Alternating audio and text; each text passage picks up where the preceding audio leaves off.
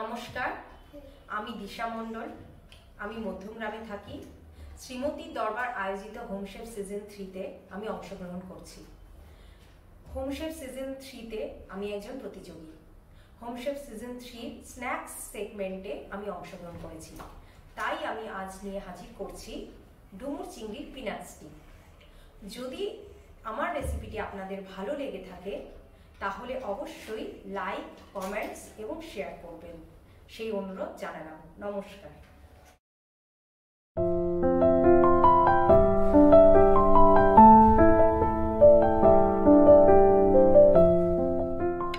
ডুমুর চিংড়ি peanut stick বানানোর জন্য আমি নিয়েছি ডুমুর। এটা এক বাটি ডুমুর। ফার্স্টে আমি বীজ বার করে নিয়েছি, তারপরে এটা সেদ্ধ করে একটু ম্যাশ করে নিয়েছি। তারপরে লাগছে চিংড়ি মাছ। চিংড়ি মাছ নিয়েছি আমি এই 150 গ্রাম মতো, যেটা আমি বড় চিংড়ি নিয়েছি। এটা কুচো চিংড়ি দিয়েও করা যায়। বড় চিংড়িটাকে আমি ছোট করে পিস করে নিয়েছি। তারপরে নিয়েছি সাদা তেল পরিমাণ মতো, আর লাগবে হচ্ছে 1 টেবিল স্পুন রসুন আর কাঁচা লঙ্কা একত্রে বাটা এটা, আর লাগবে 2 টেবিল স্পুন ময়দা, আর লাগবে 2 টেবিল স্পুন কর্নফ্লাওয়ার, আর লাগবে পেঁয়াজ কুচি, একটা গোটা পেঁয়াজ, এটা কুচি করা মাঝারি মাপের পেঁয়াজ, ধনেপাতা কুচি 2 টেবিল স্পুন, আর নিয়েছি এটা ভাজা মশলা। ভাজা মশলা মানে শুকনো লঙ্কা, জিরে, ধনে আর মৌরি একসঙ্গে এটাকে রোস্ট করে এটাকে গুঁড়ো করা, এটা নিয়েছি আমি 1 টেবিল স্পুন। আর গরম মশলা লাগবে, ছোট এলাচ, দারুচিনি আর লবঙ্গ একসঙ্গে রোস্ট করে গুঁড়ো করা, এটা লাগবে 1 টিস্পুন। আর স্বাদ মতো নুন, আর নিয়েছি ক্রাশ করা চীনা বাদাম, আর লাগছে কয়েকটা স্টিক। যেহেতু এটা আমি বানাবো ডুমুর চিংড়ি পিনাট স্টিক, তাই কয়েকটা পিনাট স্টিক লাগছে।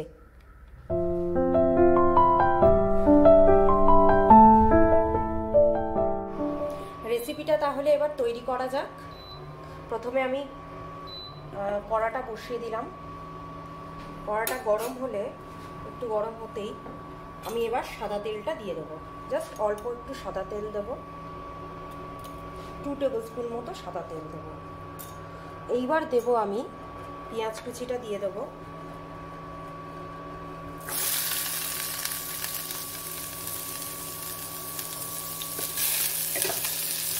পেঁয়াজটা একটু হালকা ভাজা করব। ভাজা ভাজা হয়ে গেলেই আমি এবার ডুমুরটা দিয়ে দেবো।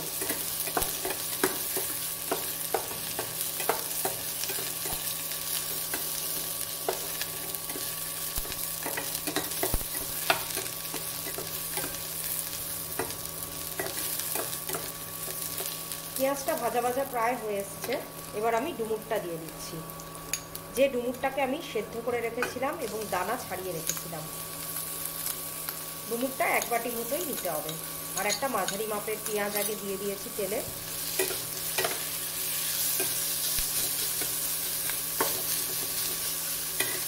এইবার ভাজা হয়ে গেলে, ডুমুরটা যখন ভাজা হয়ে যাবে কিছুক্ষণ নাড়াচাড়া করতে হবে। ডুমুরটা ভাজা হয়ে গেলে এবার আমি দেব 1 টেবিল স্পুন কাঁচা লঙ্কা রসুন বাটা। তারপরে দেবো আমি স্বাদ মতো নুন, ধনেপাতা কুচি, ভাজা মশলা, গরম মশলা সব পরপর আমি দিয়ে দিলাম। এবার আমি এটা বন্ধ করে দেবো। ব্যাস,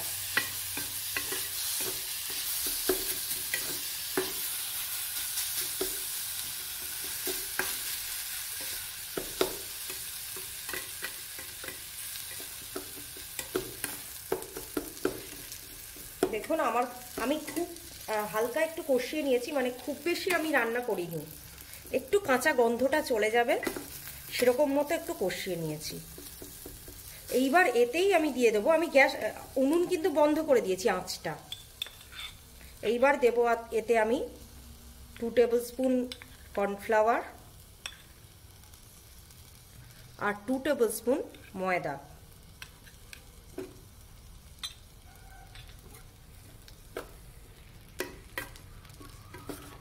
দিয়ে আমি এতে নাড়বো।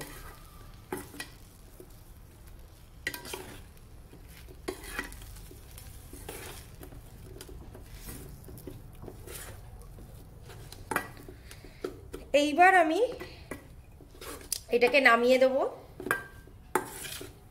দিয়ে এতে আমি একটু এবার একটা প্যান বসাবো, প্যান বসিয়ে একটু হালকা চিংড়িটাকে নেড়ে নেব।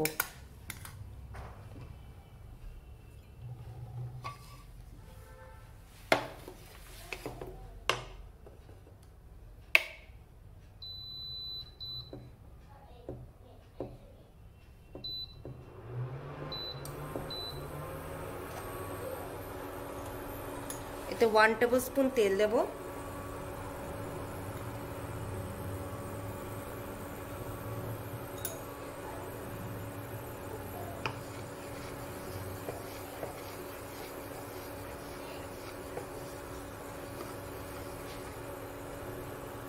তেলটা গরম হলে এবার দেব আমি এই যে চিংড়ি। চিংড়িতে কিচ্ছু নেই, নুন কিচ্ছু মেশানো নেই, জাস্ট শুধু চিংড়ি।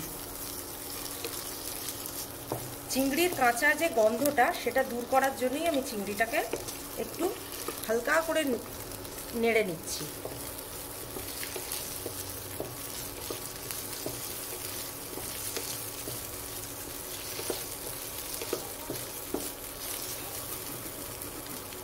ব্যাস, চিংড়িটা একটু হয়ে গেলে আর 2 মিনিট আমি বন্ধ করে দেবো।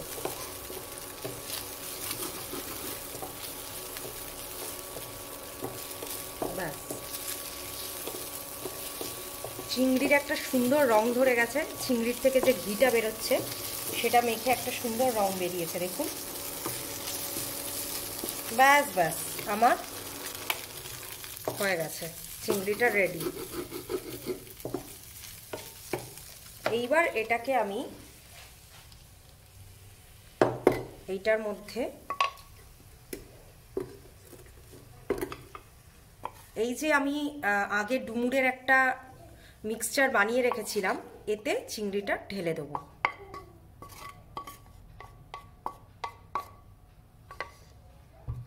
দিয়ে ভালো করে আমি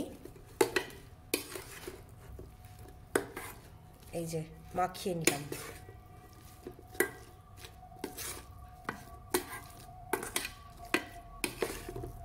যেহেতু নুন আমি এই মন্ডতে আগেই দিয়ে দিয়েছি, তাই আমি আলাদা করে চিংড়িতে আর নুন দিচ্ছি না।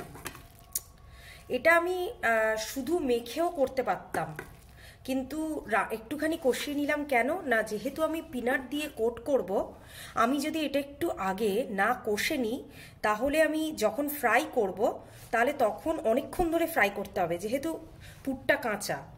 তো এদিকে বাদামগুলো তাহলে বেশি লাল, মানে কালচে হয়ে যাবে। লালচে করে যে বাদামটা ভাজা হবে, কোট করব, সেটা কালচে হয়ে যাবে বেশি ভাজতে গেলে।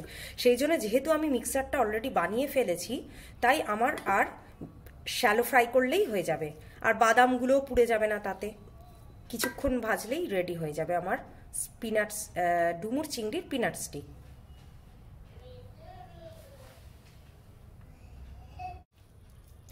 এইবার তাহলে চলুন কিভাবে গড়ে নিচ্ছি একটু দেখানো যাক। প্রথমে এই এতটা করে মন্ড নেব, নিয়ে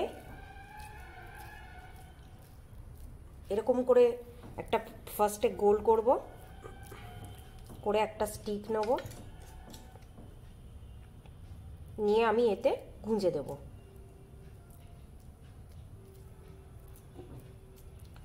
এইবার পিনাট দিয়ে কোট করে নেব।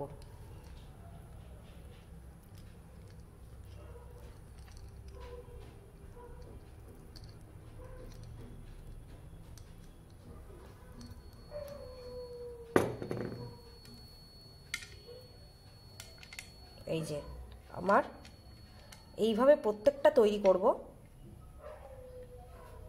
আবার একটু মন্ড নেব,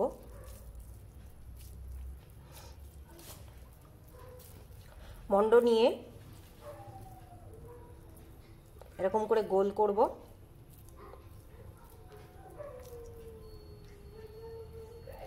তারপর স্টিক গুঁজে তারপরে পিনাট দিয়ে আবার কোট করব।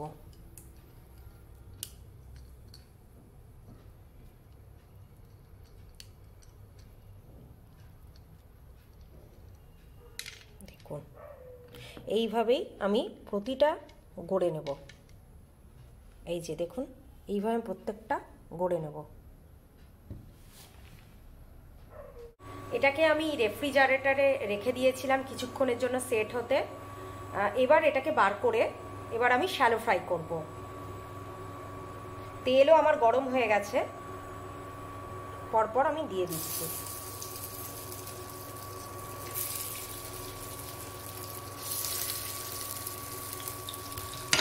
এবার আমি এগুলোকে চেপে চেপে দু পিঠ লাল করে ভাজবো, তাহলেই আমার রেডি হয়ে যাবে পিনাট স্টিক।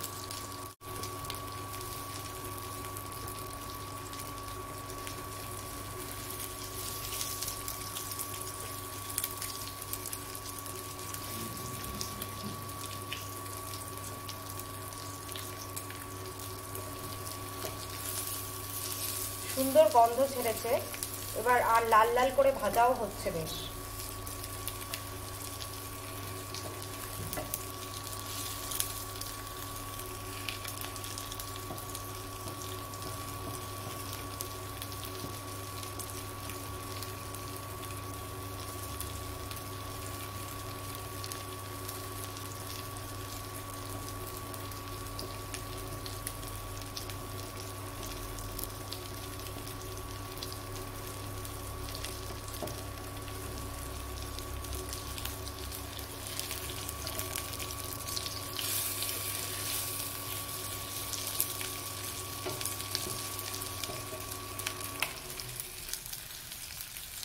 ডুমুর চিংড়ির পিনাট স্টিক আমার রেডি হয়ে গেছে। আপনাদের যদি ভালো লাগে তাহলে অনুরোধ করব লাইক, শেয়ার এবং কমেন্ট করতে। নমস্কার।